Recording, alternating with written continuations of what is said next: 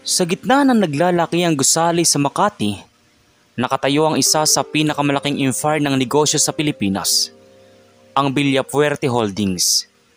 Pag-aari ito ni Don Ricardo Villapuerte, isang kilalang bilyonaryo na tinitingala ng marami, kinaiinggitan ng iba at kinatatakutan ng karamihan. Sanay na si Don Ricardo sa magagarong okasyon, sa mga pagbati ng mga politiko at sa mga ngiting pilit ng mga taong gustong makisawsaw sa kanyang yaman. Ngunit sa gabing iyon, kakaiba ang bigat ng pakiramdam niya.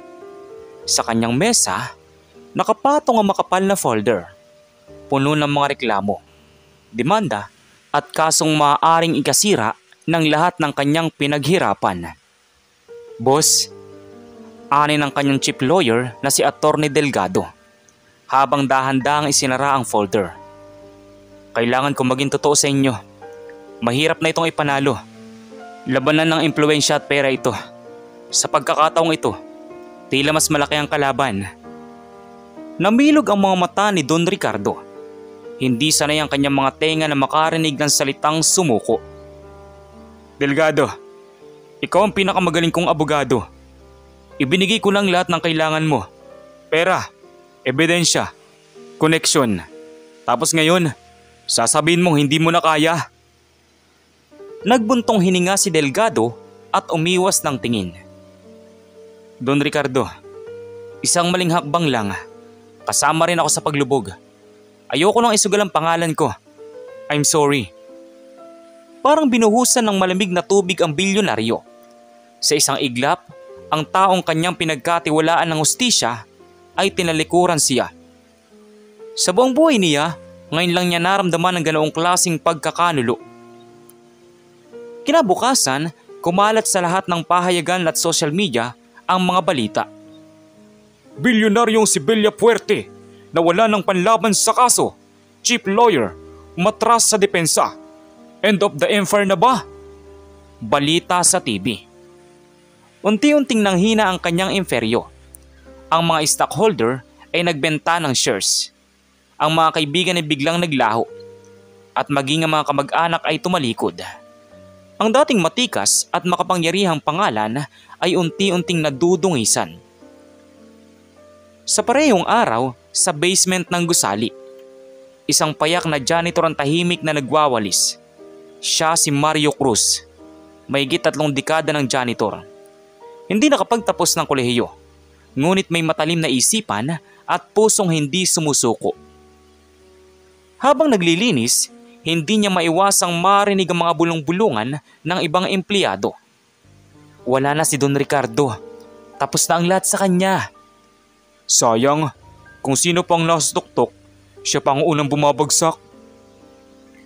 Ngunit sa halip na makisabay sa chismis, napailing lamang si Mario. Kilala niya si Don Ricardo, hindi bilang bilyonaryo, kundi bilang isang amo na minsang nagbigay sa kanya ng scholarship para sa anak niyang gustong mag-aral ng nursing. Bagamat hindi natapos si Mario sa law school noon dahil sa kahirapan, nabuhay sa kanyang interes sa batas. Tuwing break, nagbabasa siya ng mga lumang librong legal na natatambak sa opisina.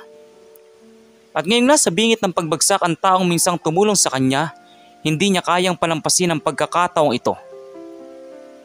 Sa opisina ni Don Ricardo, nakaupo siya sa harap ng malaking bintana.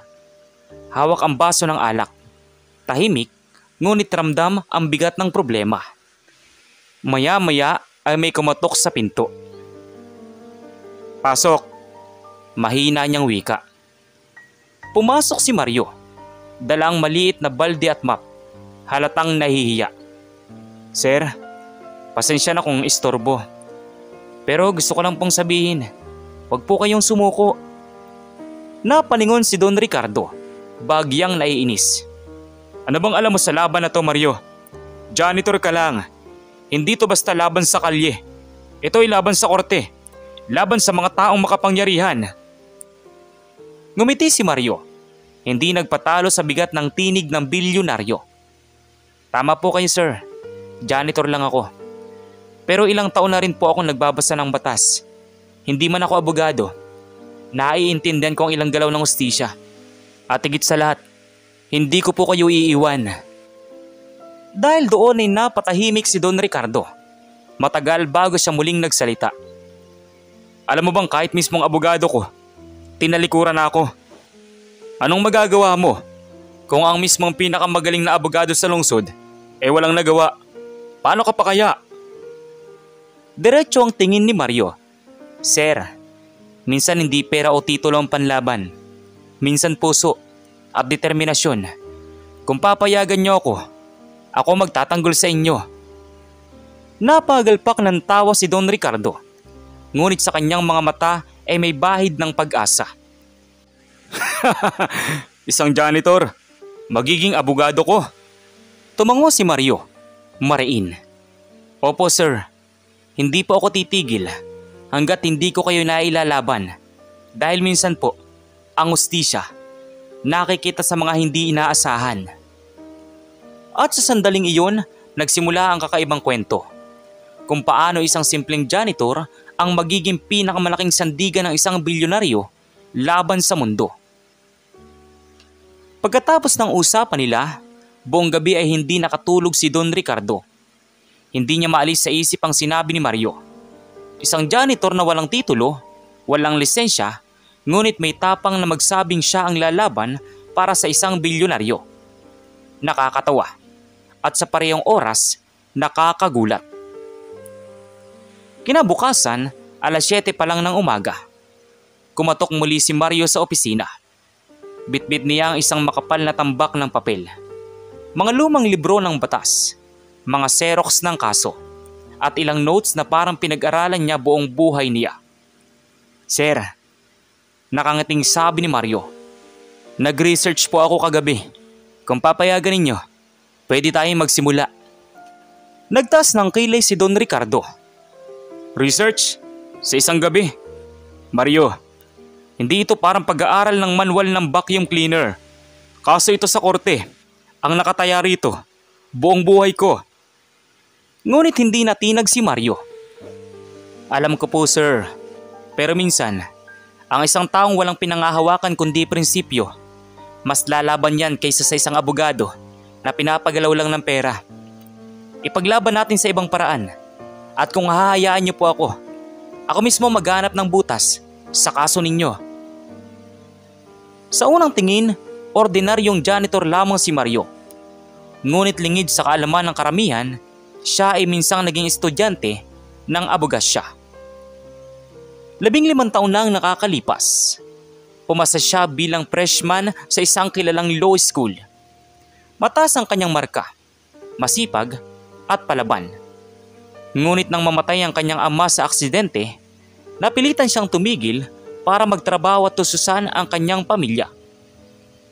Napasok siya bilang utility worker at kalaunan ay janitor sa kumpanya ni Don Ricardo.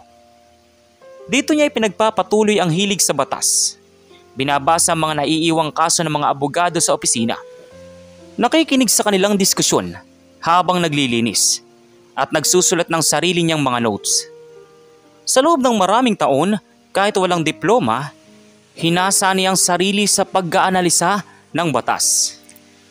Kung gusto mong patunayan na kaya mo, wika ni Don Ricardo, subukan mo ito. Ito ang isa sa mga reklamo laban sa akin. Iniabot niya ang isang dokumento, isang contract dispute na nagsasabing pineke raw ni Don Ricardo ang lagda ng isang partner upang makuha ang mas malaking porsyento sa isang proyekto. Kung kaya mong ipakita sa akin na may depensa rito, makikinig ako. Kung hindi, itigil mo na agad ang ilusyon mong yan. Kumuha ng papel at ballpen si Mario. Umupo siya sa sulok, tahimik na nagbasa. Habang lumilipas ang minuto, sinimulan niyang isulat ang kanyang analysis. Ang mga mata niya kumikislap sa konsentrasyon. Para bang bumalik siya sa law school na matagal na niyang iniwan. Pagkatapos ng isang oras, tumayo siya at iniabot ang papel kay Don Ricardo. Sir, ito po ang nakikita kong butas. Nagbasa si Don Ricardo. Una, ipinunto ni Mario na hindi tugma ang petsa na lagda sa petsa ng notaryo. Pangalawa, nakasaad sa kontrata na may witness requirements, ngunit walang nakaperma. Pangatlo, Ginamit ni Mario ang isang lumang kaso bilang president na nagsasabing ang kontratang walang wastong saksi ay maituturing na voidable. Napatingin si Don Ricardo, bahagyang nagulat. "Saan mo natutunan to?" tanong niya. Ngumiti si Mario, tila batang nakakuha ng medalya.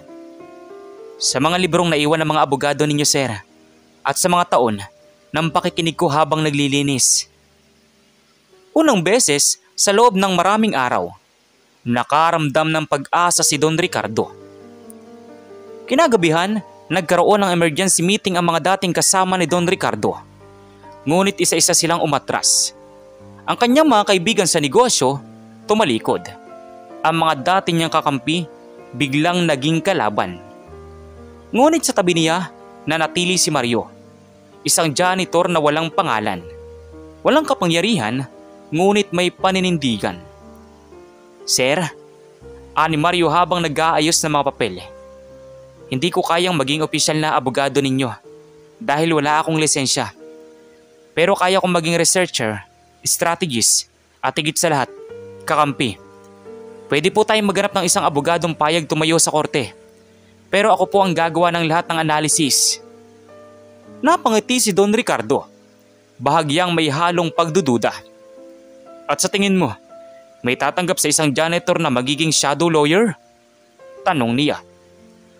Tumayo si Mario, diretso ang tingin. "Kung walang tatanggap, ako mismo ang tatayo, kahit isang ordinaryong tao lang. Dahil minsan po, hindi degree ang lumalaban, kundi ang katotohanan." Bago matapos ang gabi, magkasabay silang tumingin sa bintana ng gusali. Sa labas, nakikita nila mga billboard na unti-unting tinatanggal ang pangalan ni Don Ricardo at ang mga balitang patuloy na binabato laban sa kanya. Ngunit sa loob ng opisina, isang kakaibang alyansa ang nabuo. Isang bilyonaryo at isang janitor. Magkaibang mundo, ngunit iisang laban.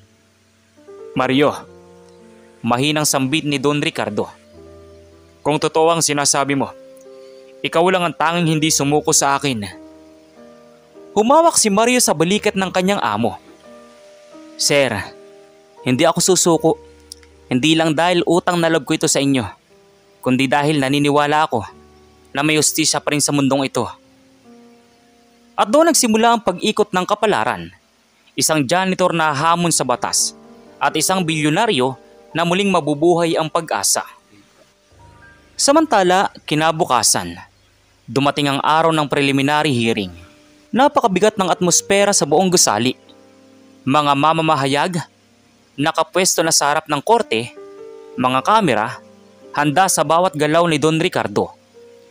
Ngunit may isang malaking problema. Wala pa rin siyang opisyal na abogado. Dinala ni Mario si Don Ricardo sa opisina ng isa sa pinakakilalang trial lawyer sa bansa, si Attorney Morales. Sa loob ng silid, maayos at malamig ang tono ng abogado. "Don Ricardo, alam kong malaki ang maibabayad ninyo, ngunit hindi ko kayang tanggapin ang kasong ito. Napakadelikado. Isa pa, sirang-sira ng pangalan ninyo. At kung ako'y madadamay..."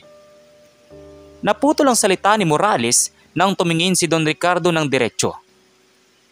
"Ibig mong sabihin, pera lang ang habol mo noon. Pero ngayon kailangan ko ang tunay na hustisya. Wala ka na?" Napatahimik si Morales, ngunit halata sa kanyang mukha ang takot. Sa huli, tumalikod ito. "Pasensya na, Don Ricardo. Hindi ko kayo kayang ipagtanggol." Iisa lang ang kahulugan noon. Isa-isang nagsara ang mga pinto ng mga kilalang abogado. Habang pauwi, sumakay sila sa kotse ni Don Ricardo. Tahimik ang bilyonaryo. Nakatanaw sa bintana. "Sir," biglang sabi ni Mario, "kung wala talagang papayag, may isa pa tayong opsyon." Tumingin si Don Ricardo. Napakunot ang noo. "Ano na naman yan?" tanong nito. "Huwag tayong maghanap ng sikat na abogado. Hanap tayo ng baguhan. Isang batang abogado na nangangailangan ng exposure. Siyang tatayo sa korte. Pero ako ang gagawa ng lahat ng analysis at research. Sa ganung paraan, hindi sila manghihina dahil wala silang masyadong mawawala at tayo may pagkakataon pa ring lumaban. Napaisip si Don Ricardo. Totoo nga naman, ang mga veteranong abogado takot madungisan ng pangalan. Ngunit ang mga baguhan sabik sa pagkakataon. Kinabukasan, naglakad-lakad si Mario sa paligid ng Court of Appeals habang may dalang map at balde upang hindi siya mahalata. Pinakiramdaman niya ang paligid. Sa isang sulok ng kantina, nakita niya ang ilang batang abogado na nagkukwentuhan. Isa sa kanilang agad niyang napansin, si Attorney Lisa Santiago. Isang bagong pumasa sa bar, payat, simple ang pananamit at halatang kinakabahan pa sa bawat kilos. Lumapit si Mario, dala ang isang supot ng kape. "Miss, mukhang bagong abogado po kayo ah," aniya. Nagulat si Lisa. Napangiti. "Oo tito, paano niya nalaman?" sabi niya. "Pakiramdam lang. Halata kasi sa mga mata ninyo. Gusto niyo ng pagkakataon pero hindi niyo alam kung paano magsisimula." Napangiti si Lisa pero may lungkot. "Tama kayo tito. Hirap makakuha ng kliyente. Lahat kasi gusto. Kilalang abogado. Sino ba naman ako?" Dito pumasok ang plano ni Mario. "Kung ganun, baka may pagkakataon para sa inyo." Kinagabihan, dinala ni Mario si Lisa kay Don Ricardo. Pagkapasok ng dalaga, halatang kabado ito. "Sir, siya po si Attorney Santiago. Bago lang, pero handang sumubok." Nagangat ng tingin si Don Ricardo. Medyo nagduda. "Baguhan. Mario, kalaban ko rito mga halimaw sa korte. Tapos itong dadalhin mo sa akin." Tumayo si Mario. Buo ang paninindigan. "Sir, kailangan natin ng taong walang takot mawalan pangalan. Kailangan natin ng abogado na handang makinig. Kahit sa isang janitor lang. At sigurado ako, siya yun." Tahimik lamang si Lisa. Ngunit bigla siyang nagsalita. "Don Ricardo, hindi ko man kayang tapatan ng mga veteranong abogado.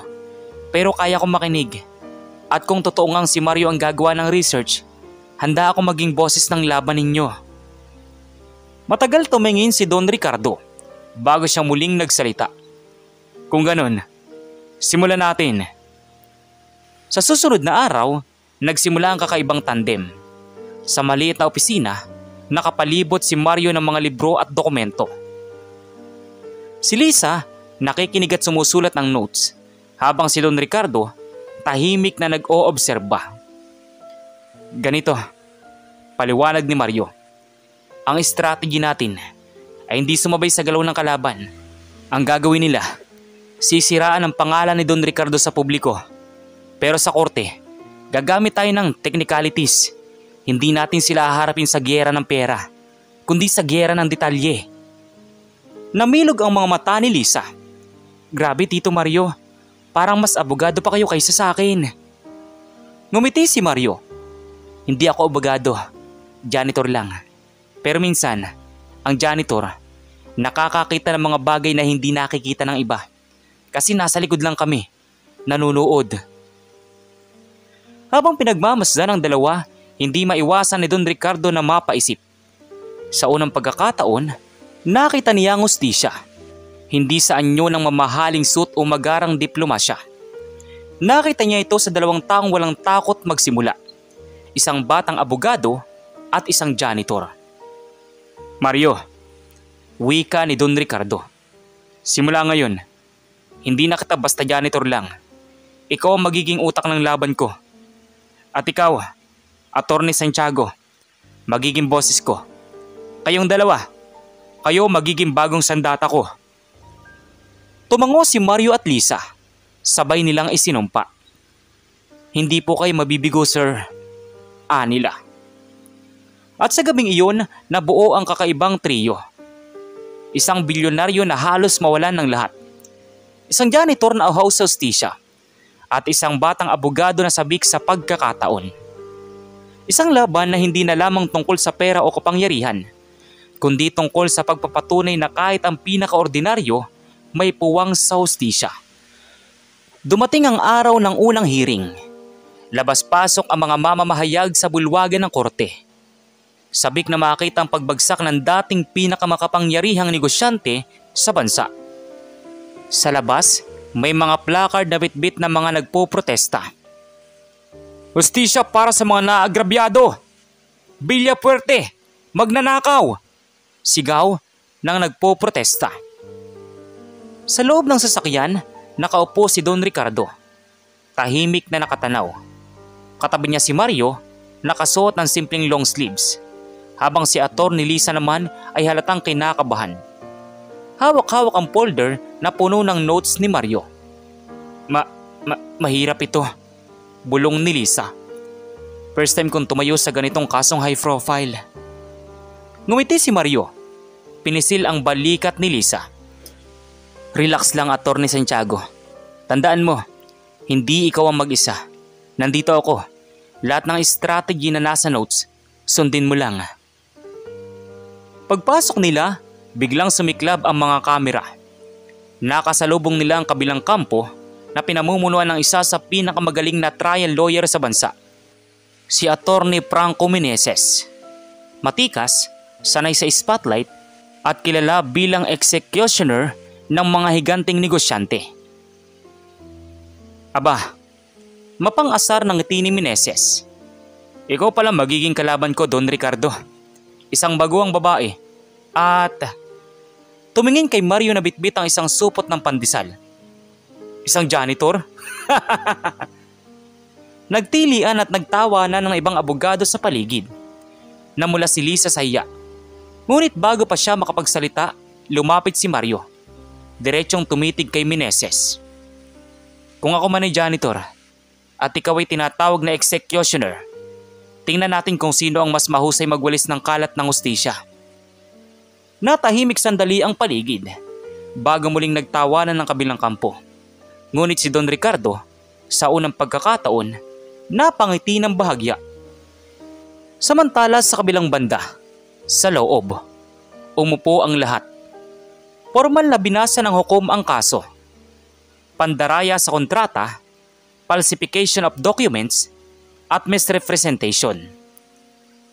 Tumayo si Atty. Meneses. Buo ang kumpiyansa. Your Honor, malinaw na malinaw ang ebidensya. Ito ang kontrata.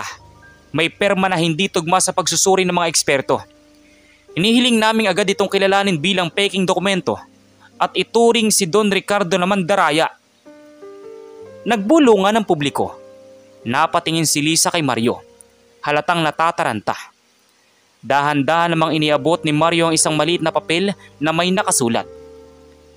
Tingnan ang petsa ng notarization, hindi tugma. Huminga ng malalim si Lisa. Sabay tumayo. Your Honor, bago po natin kilalanin ang kontrata, nais ko pong ipunto na ang mismong dokumento ay may glaring defect. Ang petsa ng notarization ay nakasaad ng March 15, 2019. Ngunit ang perma ng alleged witness ay date March 20, 2019. Imposibleng manotaryo ang isang kontrata bago pa man permahan ng saksi. Nagulat si Meneses. Objection! Technicality lang iyan. Ngunit tumingin ang hukom. Itinaas ang kilay. Overruled.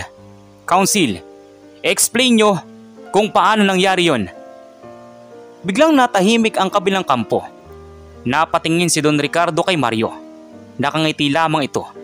Tila alam ang mangyayari. Habang nagpapatuloy ang hearing, paulit-ulit na nagbigay ng papel si Mario kay Liza. Kapag may tanong ang hukom, may kasagutan na siyang handa. Kapag may objection si Meneses, may kontra-argumento agad si Mario. Halos hindi makapaniwala si Lisa. Parang lahat ng galaw nila, nababasa niya. Bulong niya sa kanyang sarili. Sa dulo ng unang hearing, hindi nagtagumpay ang kabilang kampo na agad mapatalsik si Don Ricardo. Sa halip, ipinagpaliban ng hukom ang desisyon at nag-utos ng masusing pagsusuri sa mga dokumento. Para kay Don Ricardo, malaking panalo na iyon. Dahil sa unang pagkakataon, nakahinga siya ng maluwag. Paglabas nila, sinalubong agad sila ng media. Don Ricardo, Paano nyo napanatiling buo ang depensa ninyo kahit wala kayong top lawyer? Anong masasabi nyo ng inyong abogado ay baguhan lang? Bago pa makasagot si Don Ricardo, biglang tumabi si Mario. Hindi po lahat ng laban nasusukat sa pangalan. Minsan, ang bagong sibol na puno, mas matibay pa sa mga luma. Tandaan po ninyo, ang hustisya, hindi para sa may pera lang. Para ito sa lahat ng may katotohanan. Nagulat ang media. Biglang naging laman ng headline kinabukasan. Janitor, naging utak sa depensa ng bilyonaryo. Baguang abogado, pinatumba ang halimaw na trial lawyer. Laman ng headlines. Kinagabihan, nakaupo si Don Ricardo sa kanyang opisina. Tahimik niyang pinagmasdan sina Mario at Lisa na nag-uusap. Nag-aayos ng mga dokumento. Sa isip niya, ilang linggo pa lang ang nakalipas. Wala siyang pag-asa. Iniwan siya ng lahat. Ngunit ngayon, dahil sa 2 taong ito, muling bumalik ang apoy sa kanyang dibdib. Mario, tawag niya. Hindi ko akalain. Pero ikaw nagbibigay ng dahilan para lumaban pa ako. Ngumiti naman si Mario. Sir, hindi ito tungkol sa inyo lang. Laban din ito ng mga ordinaryong tao. Kung kaya nating patunayan na may pag-asa laban sa malalaking pangalan, marami ang maniniwala na may hustisya pa. At dahil nga doon, tuluyang nagbago ang pananaw ng bilyonaryo.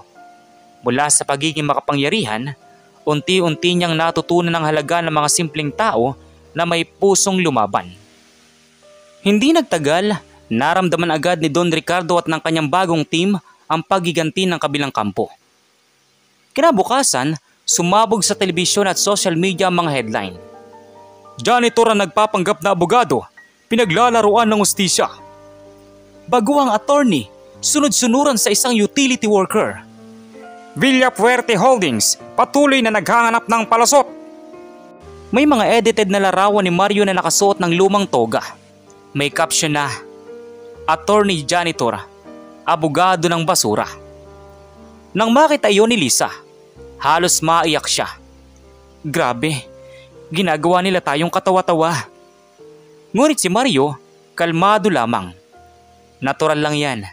Kapag hindi ka nila kayang talunin sa ebidensya, dudumihan nilang pangalan mo. Ngumiti siya, ngunit sa likod ng ngiting iyon, ramdam niyang mabigat ang laban. Habang naglalakad pa uwi si Mario isang gabi, may lumapit na 2 lalaking nakaitim. Pare, malamig na tingin ng isa. Huwag ka nang makialam. Janitor ka lang. Kung hindi ka titigil, baka hindi lang pangalan ng madungisan. Hawak ng isa ang padalim. Pinakita ito ng bahagya. Ngunit imbis na umatras, diretso ang tingin ni Mario. Kung sa tingin ninyo matatakot ako, nagkakamali kayo. Sanay na ako sa hirap, sa gutom, sa sakit. Pero hindi ako sanay sa kawalan ng hustisya. Kung gusto niyo akong patahimikin, kailangan niyo munang patayin ang katotohanan. Umatras ang mga lalaki. Halatang hindi inaasahan ang tapang ng isang janitor. Ngunit malinaw kay Mario, hindi titigil ang kabilang kampo sa pananakot. Kinabukasan, nakita ni Mario si Lisa na nag-iimpake ng gamit sa opisina. Lisa, anong ibig sabihin nito? Halos maluwa si Lisa. Mario, hindi ko na kaya. Minumura ko online. Tinatawagan ng mga kaklase ko. Pati pamilya ko pinapasok na sa issue. Hindi ko alam kung kaya ko pang lumaban. Sandaling natigilan si Mario. Alam niyang hindi madali para sa isang baguang abogado ang dalhin ng bigat ng kasong ito. Lumapit siya at dahan-dahang sinabi, Alam mo Lisa, kaya kita hiniling na sumama. Kasi nakita ko ang tapang mo. Hindi ako abogado, pero naniniwala ako na mas kaya mong tumayo kaysa sa kahit sinong veterano. Kung susuko ka ngayon, paano yung mga taong umaasa na may baguang tulad mo na kayang sumalungat sa malalakas? Napatahimik si Lisa, ngunit unti-unting tumulo ang kanyang luha. Hindi ako susuko, pero Mario, takot pa rin ako. Ngumiti naman si Mario, bagyang pinisil ang kamay niya. Lisa, kahit matapang ang sundalo, natatakot din. Ang mahalaga, lumalaban pa rin. Samantala sa kabilang banda naman, habang abala sina Mario at Lisa, unti-unti namang bumagsak ang negosyo ni Don Ricardo. Nawalan siya ng 3 malalaking investor. Isinara ang 2 sangay ng kumpanya at binawi ng bangko ang isang loan. Mario, malungkot na wika ng bilyonaryo. Kahit manalo tayo sa kaso, baka wala na ring matira sa akin. Ngunit mariing sagot ni Mario, Sir, minsan, ang tunay na yaman, hindi sinusukat sa pera. Ang tunay na yaman ay ang dangal na hindi ninanakaw. Panalo man o talo, ang mahalaga, nilaban natin. Napayuko si Don Ricardo. Sa buong buhay niya, ngayon lang niya narinig ang ganoong klase ng pananaw at galing pa sa isang janitor lamang. Imbis na umatras, nag-isip si Mario ng bagong estratehiya. Kung marami ang laro nila, hindi tayo papatol sa dumi. Ang gagawin natin, ilalabas natin ang mga dokumento na hindi nila inaasahan. Sa tulong ni Lisa, naganap siya sa mga lumang archive ng kumpanya. Araw-gabi, nagsaliksik si Mario. Nagbasa ng mga kontrata at naghanap ng butas. At isang gabi, natagpuan niya ang isang kontrata ng kalaban na may parehong pagkakamali. Maling petsa ng notarization at kulang sa saksi. Eto na, bulong ni Mario. Kung sisiraan nila tayo, sisirain din natin sila. Pero gamit ang totoo. Dumating ang susunod na hearing. Muli, sabik ang media. Sigurado ang lahat na tatapusin na ni Atty. Meneses ang depensa ni Don Ricardo. Ngunit bago pa man magsimula, tumayo si Lisa. Dala ang papel na inihanda ni Mario. Your Honor, nais ko pong ipresenta ang bagong ebidensya. Ang mismong kumpanya ng complainant ay gumamit din ng kontratang may parehong depekto. Maling petsa at kulang sa witness signature. Kung pagbabasihan ng kanilang pamantayan, sila rin po ay dapat kasuhan. Naguluhan ang korte. Objection! Sigaw ni Meneses. Irrelevant! Anya pa. Ngunit mariing sagot ni Lisa. Hindi po irrelevant, Your Honor. Kung sila'y gumagamit ng parehong pagkakamali, malinaw na hindi ito pandaraya kundi karaniwang error sa documentation. Hindi pwedeng si Don Ricardo lang ang tawaging mandaraya, samantalang sila mismo ay may parehong kasalanan. Nagkatinginan ng mga hukom. Atty. Meneses, magpaliwanag kayo. Halatang nataranta ang kabilang kampo at sa unang pagkakataon, bumagsak ang kumpiyansa ni Meneses. Paglabas ng korte, sinalubong sila ng mga reporter. Ngunit sa halip na insulto, ibang tono na ang mga headline. Depensa ni Villafuerte, nakabawi. Bago ang abogado at janitor, naglatag ng malaking butas sa kaso. Executioner Meneses, nabigyan ng unang dagok, sabi ng reporter. Habang binabasa iyon, napangiti si Lisa. Mario, mukhang totoo ang sinasabi mo. Hindi degree ang lumalaban, kundi katotohanan. Ngumiti naman si Mario. Tiningnan si Don Ricardo. Sir, hindi pa tapos ang laban, pero ngayon may pag-asa na. At sa pagkakataong iyon, muling nabuhay ang apoy sa 3 magkakampi. Matapos ang gulat na idinulot ng ebidensya ni Mario at Lisa, muling bumangon ang kampo ni Don Ricardo. Ngunit hindi rin nagpapatalo ang kabilang panig. At ngayong araw, inilabas nila ang itinuturing na pinakamalakas na bala sa kanilang arsenal. Maingay ang bulungan sa korte nang pumasok ang isang babae. Nakasuot ng puting blouse at maayos na blazer. Ang kanyang mukha ay pamilyar kay Don Ricardo. Nanlaki ang kanyang mga mata. Si Clara? Bulong niya. Halos hindi makapaniwala. Si Clara ay dating sekretarya ni Don Ricardo. Higit 1 dekada nang kasama sa kanyang kumpanya bago ito nagbitiw. Para kay Ricardo, siya ay halos pamilya. Your Honor, masayang pahayag ni Atty. Meneses. Narito ang isang saksi na makapagpapatunay na matagal nang may sistematikong pandaraya sa Villafuerte Holdings. Walang iba, kundi si Miss Clara Sarmiento. Nagkatinginan sina Mario at Lisa. Ramdam nila ang bigat ng paparating na dagok. Tumayo si Clara sa witness stand. Malumanay ang boses ngunit matalim ang bawat salitang binitawan. Nakita ko mismo kung paano inuutos ni Don Ricardo na baguhin ang mga dokumento.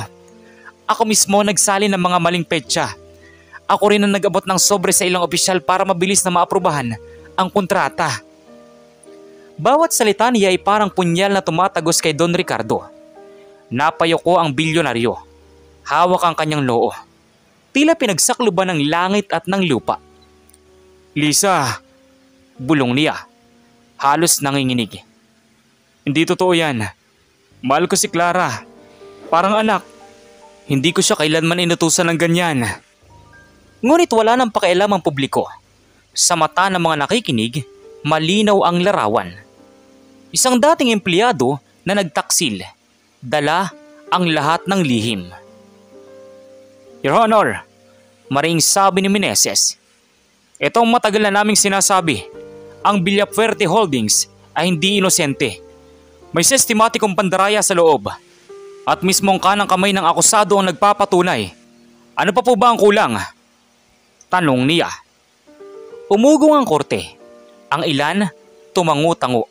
Wari ba'y kumbinsido na. Nagpalinga-linga si Mario. Kita niya sa mukha ng lahat. Reporter, hukom, publiko, na tila nakapako na ang hatol. Para bang wala na silang laban. Pagkatapos ng hearing, nagkulong sila sa opisina. Tahimik, mabigat, walang nagsasalita. Si Don Ricardo, luhaan. Mario, Lisa, baka hanggang dito na lang talaga. Kung mismong dating sekretarya ko, na itinuring kong anak, ay lumaban sa akin. Ano pa ba ang laban natin? Hindi agad nakasagot si Mario. Ramdam niya ang bigat ng sitwasyon. Kahit siya, hindi niya akalain na may ganitong klase ng patibong. Ngunit napansin niya ang isang bagay. Lisa, mahina niyang sabi. Napansin mo ba? Ni minsan, hindi tiningnan ni Clara si Don Ricardo habang nagsasalita siya. Nagulat si Lisa. Oo nga, parang iniiwasan niya. Kapag nagsisinungaling ang tao, kadalasan, hindi kayang tingnan sa mata ang taong sinisiraan niya. Dagdag ni Mario. Hindi ko sinasabing garantiya, pero may mali sa kwento niya. Kinagabihan, nagganap si Mario ng mga lumang dokumento sa archive na pinermahan ni Clara noong empleyado pa siya. Napansin niya ang kakaiba. Halos lahat ng report at kontratang gawa niya ay pare-parehong may bahagyang maling spelling at pare-parehong pagkakasulat ng petsa. Lisa, tingnan mo to. Pakita ni Mario. Kung siyang gumagawa ng mga dokumentong tinatawag niyang pandaraya, bakit ngayon biglang iba na ang estilo ng pagkakasulat ng petsa sa mga ebidensyang hawak nila? Ibig sabihin, baka may gumamit lang ng pangalan niya. Nanlaki ang mata ni Lisa. Mario, kung totoo yan, ibig sabihin, napilitan o binayaran si Clara na magsinungaling. Kinabukasan, kinausap nila si Don Ricardo. Sir, sabi ni Mario, hindi tayo susuko. May butas sa testimonya ni Clara. At kung tama ang hinala ko, may paraan para mailabas ang totoo. Ngunit napailing si Don Ricardo. Mario, ayokong ipitin si Clara. Kahit ngayon, mahal ko siya bilang parang anak. Baka may dahilan siya. Mariing sumagot si Mario. Sir, minsan, kailangan mong ipakita sa mahal mo ang katotohanan. Kahit masakit. Hindi natin siya ilalaban para siraan siya, kundi para mailigtas siya sa kasinungalingan. Dahil doon ay napatahimik si Don Ricardo bago tuluyang tumango. Nagpulong silang tatlo. Kung gusto nating pabulaanan si Clara, ani Lisa, kailangan nating ipakita na scripted ang kanyang salaysay at na makapagpapatunay niyan ay mismo mga dokumentong siyang gumawa noon. Kaya kailangan natin ng handwriting expert. Dagdag ni Mario. Kailangan din nating patunayan kung saan siya nanggaling bago siya nagtestify. Kung binayaran siya, dapat may bakas. Lumakas ang loob ni Don Ricardo. Kung ganon, Mario Lisa, ilalaban natin to. Hindi para sa akin lang, kundi para kay Clara. Para maligtas siya mula sa kasinungalingan. Habang papalabas sila ng opisina, dumaan sila sa lobby kung saan may ilang empleyado ang tahimik na nakatingin kay Mario. May ilan pang lumapit at mahina ngunit mariing nagsabi, "Sir Mario, salamat. Kayo na lang ang pag-asa namin." Natigilan si Mario. Ngayon niya napagtanto. Hindi lang pala si Don Ricardo ang pinaglalaban nila, kundi ang lahat ng empleyadong umaasa na may justisya pa sa bansang ito. Napatingin siya kay Lisa. Sabay silang umiti. "Hindi tayo titigil," bulong niya. "Hanggang huli, ipaglalaban natin ang katotohanan."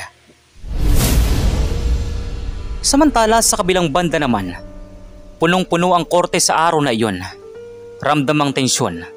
Lahat nakatingin sa witness stand kung saan nakaupo si Clara Sarmiento, na ngayon ay pinakamalakas na bala ng kabilang kampo. Tumayo si Lisa. Dala ang mga dokumento. Ngunit bago siya magsimula, dahan-dahang lumapit si Mario at bumulong. "Lisa, huwag mong kalimutan. Hindi lang ito kaso ng papeles. Kaso rin ito ng damdamin. Basahin mo ang kilos niya, hindi lang ang salita." Tumango si Lisa. "Noted, Mario." Aniya. Huminga siya ng malalim tsaka hinarap ang saksi. "Miss Sarmiento, sinabi mo sa korte na personal kang nagbago ng mga dokumento alinsunod sa utos ni Don Ricardo, tama?" "Yes." Matatag na sagot ni Clara. Bagamat hindi pa rin niya matingnan ng direkta si Ricardo. "Pwede mo bang ipaliwanag kung bakit sa halos 10 taon mong serbisyo, ngayon mo lang ito nailabas?" Sandaling natigilan si Clara. Dahil natatakot ako noon. Ngayon lang ako nagkaroon ng lakas ng loob." Tumango si Lisa, tsaka inilabas ang mga papel. "Kung ganon, Miss Sarmiento, maaari mo bang kilalanin ang mga dokumentong ito? Mga report na ikaw mismo ang gumawa taon 2013 hanggang 2017? Kinuha ni Clara ang mga ito. "Oo, akin ang mga to," ani Clara. "Napansin mo ba, Miss Sarmiento, na ang petsa sa lahat ng dokumento may isang partikular na paraan ng pagsulat? Ang numero 7 mo ay may mahabang guhit pababa at ang 1 mo ay may maliit na serif sa taas." Nag-iba mukha ni Clara. Oo, ganun talaga ako magsulat." Ngumiti si Lisa, tsaka ipinatong sa mesa ang mga ebidensyang ginamit ng prosekusyon. "Ngayon, Miss Sarmiento, pakitingnan mo naman ang petsa rito. Wala ang serif sa number 1 at ibang estilo ng 7. Kung ikaw ang gumagawa ng mga dokumentong ito, bakit magkaiba?" Umugong ang bulungan sa korte. Napalunok si Clara. Nanginginig ang kanyang mga kamay. Baka nag-iba lang ang sulat ko," aniya. Ngunit mabilis ang follow-up ni Lisa. "Baka nag-iba, pero consistent ka ng higit 10 taon. Miss Sarmiento, sasabihin mo bang bigla ka na lang nagbago ng estilo noong mismong mga dokumentong ito ang ginawa?" Hindi na siya nakasagot. "Your Honor," dagdag ni Lisa, "nag-ain kami ng request para sa isang handwriting expert. At ayon sa kanyang pagsusuri, ang mga dokumentong ito ay hindi tumutugma sa tunay na lagda at estilo ni Miss Sarmiento." Muling nag-ingay ang buong korte. Bago pa makabawi si Meneses, tumayo si Mario. Nakikiusap sa hukom. "Your Honor, pwede ba akong magtanong kahit hindi ako abogado? Ako pa isang janitor lang, pero baka may maidagdag ako." Nagbulungan ang mga tao sa korte. "Janitor? Magtatanong sa korte?" sabi ng mga ito. Ngunit sa uli, pinayagan siya ng hukom. "Kung makakatulong sa paglilinaw, sige, pero limitado." Lumapit si Mario kay Clara. Mabagal ang hakbang. Hindi siya nakatingin bilang isang tagapagtanong, kundi bilang isang taong may malasakit. "Clara, kilala mo ako. Ako yung janitor na madalas mong binibigyan ng kape dati sa opisina. Hindi ba't lagi mong sinasabi na si Don Ricardo ang parang tatay mo? Kung ganun, bakit mo siya ngayon tinatrato na parang kriminal?" Nangingilid ang luha sa mata ni Clara. Mario, wala akong magagawa. Wala akong choice. Ani Clara. Walang choice? Mariing tanong ni Mario. O baka pinilit ka? Baka may nagbanta sa'yo? Napatakip ng bibig si Clara. Nanginginig ang kanyang katawan. Hindi na niya kinaya, napagulgol siya sa gitna ng korte. Pinilit nila ako! Sigaw ni Clara habang umiiyak. May nagpadala ng sulat. May kasamang larawan ng pamilya ko. Sabi nila, kung hindi ko aaminin na may pandaraya, mawala sa akin ang mga anak ko. Nagkagulo sa korte. Ang ilang reporter agad nag-flash ng kamera. Nagbigay sila ng pera, oo. Patuloy ni Clara. Pero hindi ko yun gusto. Gusto ko lang mailigtas ang pamilya ko. Patawarin mo ako, Sir Ricardo. Hindi kita kailanman pinaniwalaang masama. Dahil doon ay lumuha si Don Ricardo. Tumayo siya. Walang pakialam kung bawal magsalita. Clara anak, naiintindihan kita. Hindi ako galit. Kung may dapat sisihin, sila yun. Hindi ikaw. Pilit na nag-object si Meneses. Your Honor, hearsay. Manipulasyon ito ng depensa. Ngunit kumilos agad si Lisa. Your Honor, hiling naming maimbestigahan ang coercion na naganap. Kung pinilit si Miss Sarmiento sa pamamagitan ng pananakot, malinaw na hindi ito kusang loob na testimony. At iyon mismo ay isang krimen. Tumango ang hukom. Court takes note. Ang testimonya ni Miss Sarmiento ay pansamantalang hindi isasama bilang ebidensya hanggang sa matapos ang imbestigasyon. At sa isang iglap, bumaliktad ang hangin ng laban. Paglabas nila ng korte, sinalubong ng mga reporter si Mario. Sir Mario, paano niyo nagawa yun? Janitor lang kayo, pero nabasag ninyo ang testigo ng kabilang kampo. Ngumiti lang si Mario at sumagot. Hindi ako abogado, pero marunong ako magbasa ng tao. At higit sa lahat, marunong ako maniwala ng katotohanan kahit gaano itago, lalabas at lalabas din. Tinapik ni Don Ricardo ang balikat ni Mario. Anak, kung hindi kita nahanap, baka matagal na akong bumagsak. Habang nakatayo silang tatlo, si Don Ricardo, si Lisa at si Mario, unti-unting nag-iba ang tingin ng publiko. Hindi na sila isang bilyonaryong tinutulungan ng janitor at baguang abogada. Sila na ngayon ang simbolo ng laban para sa hustisya. Sa sumunod na hearing, ramdam ang bigat ng huling yugto ng kaso. Hindi na ito simpleng pagtatalo ng mga dokumento o saksi. Ito ang pagtutunggali ng katotohanan laban sa kapangyarihan. Matapos ang emosyonal na pagbabasag ni Clara, agad kumilos ang depensa. Sa tulong ng isang handwriting expert at isang IT investigator, napatunayan ang mga dokumentong ginamit laban kay Don Ricardo ay pinalabas lamang na gawa ni Clara. Ngunit hindi lang iyon. Natuklasan din ng investigador na ang mga email at utos na galing daw kay Ricardo ay nagmula sa isang peking account na nakalink sa opisina ng kalabang kumpanya.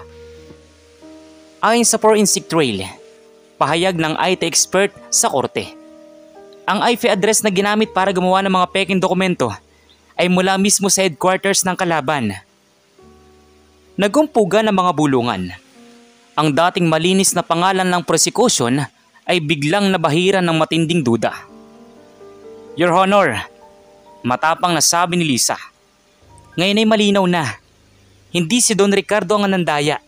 Siya mismo ang biktima ng isang malalim na sabwatan. Isang plano upang sirain ang kanyang pangalan at agawin ang kanyang negosyo. Objection! Halos pasigaw na sabi naman ni Meneses. Nanginginig na ang tinig. Walang matibay na patunay na ang aking kliyente ang nasa likod nito. Ngunit bago pa makasagot ang hukom, biglang tumayo si Clara.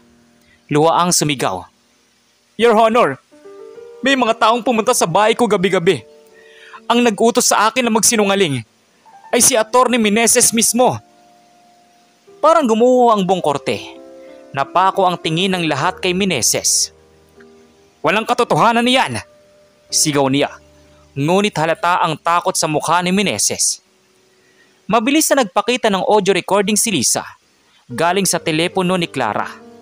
Sa recording maririnig ang tinig ni Meneses.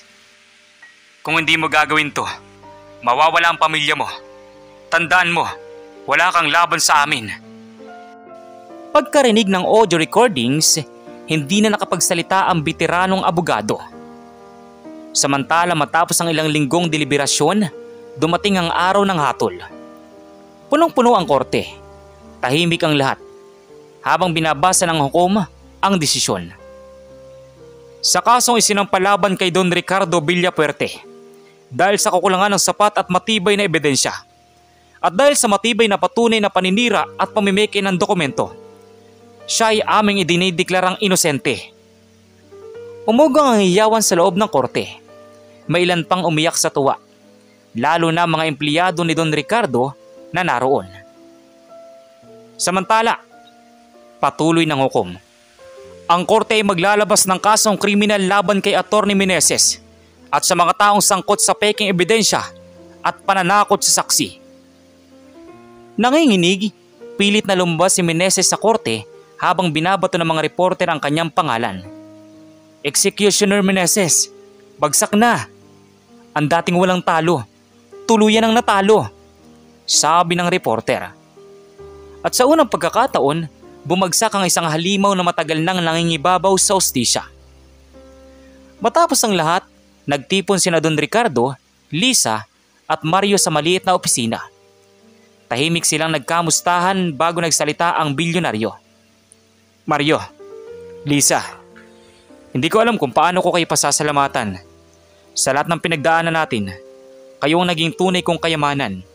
Hindi ang pera, hindi ang negosyo, kundi ang tapang at katapatan ninyo. Ngumiti si Mario.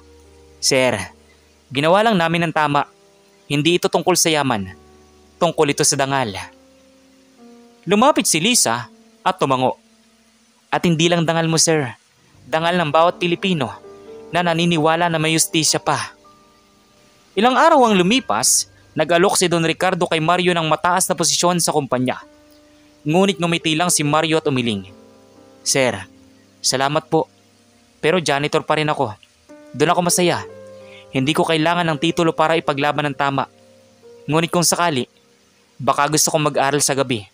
Baka balang araw, maging tunay na abogado rin ako. Natawa si Lisa sabay tapik sa balikat niya. Kapag nangyari yan, ako magiging unang aakit sa stage para pumalakpak sa iyo.